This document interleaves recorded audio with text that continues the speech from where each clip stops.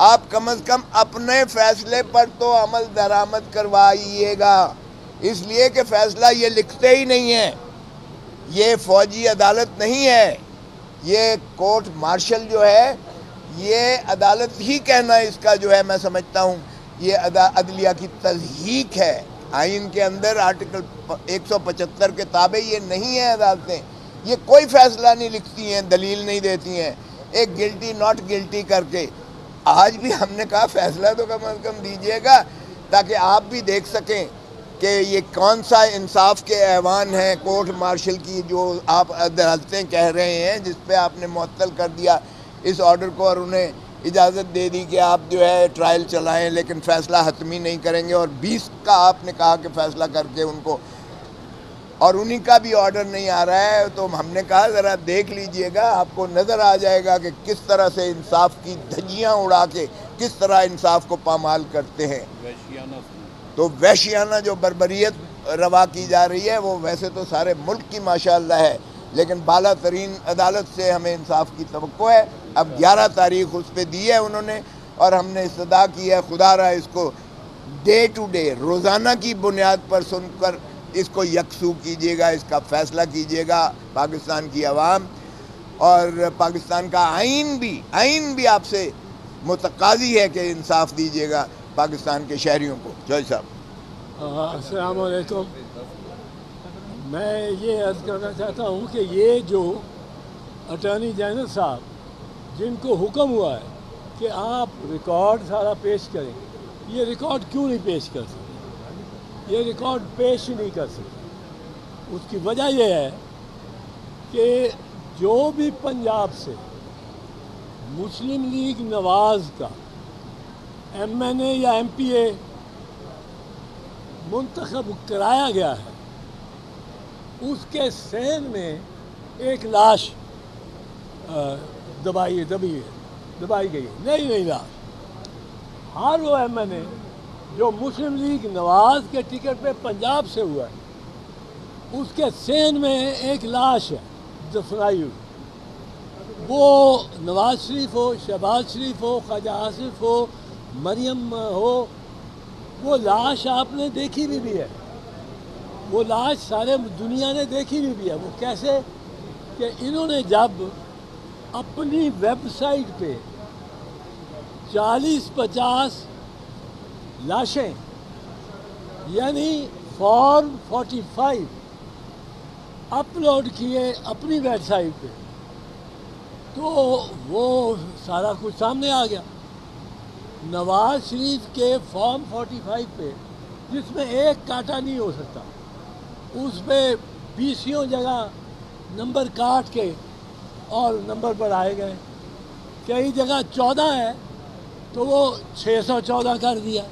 یہ نواز شریف کی اپنی، اور وہ ریکارڈ لوگوں کے پاس ہے جو انہوں نے اپنی ویب سائٹ پہ بڑھایا۔ اب فارم 45 وہ ہوتی ہے جس میں ہر امیدوار کا نام لکھا ہوا ہے اور ہر پولنگ اسٹیشن کا نام لکھا، ہر نمبر 260 پولنگ اسٹیشن اور 15-20 امیدوار، یہ ہر پولنگ اسٹیشن پہ کس امیدوار کو کتنے ووٹ ملے ہیں وہ اس کا خانے میں وہ لکھ دیتے ہیں۔ اب جب یہ لکھ دیتے ہیں تو اس کا کل جو ہر امیدوار کا کل ہوتا ہے وہ آپ فارم 47 میں لکھیں۔ تو اب فارم 47 اور فارم 45 میں تفاوت نہیں ہو سکتی، تفاوت ہوئی تو دھاندلی ہوئی۔ اب یہ فارم 47 لیے پھرتے ہیں، فارم 45 ہم مانگتے ہیں۔ فارم 45 پہ تو جب تک یاسمین راشد کے ووٹ 1,20,000 سے 20,000 نہیں کیے جائیں گے اور نواز شریف کے ووٹ 20,000 سے 1,00,000 نہیں کیے جائیں گے، اس وقت تک یہ جیت ہی نہیں سکتے۔ اب وہ اس طرح پروٹیکٹ کر رہے ہیں۔ دیکھیں، الیکشن کمشنر ٹرائیبیونل، اسلام آباد کے ٹرائیبیونل نے ان اسلام آباد کے کینڈیڈیٹ سے پہلے دن ہی مانگ لیا کہ فارم 45 لے کے آؤ. ان کے 3 MNA سو کالڈ MNA مبینہ MNA وہ وہاں سے گئے کہ جی ہم لاتے ہیں اور سیدھا چلے گئے درخواست دے دی کہ اس جج سے ٹرانسفر کرے کے اس ٹرائیبیونل سے.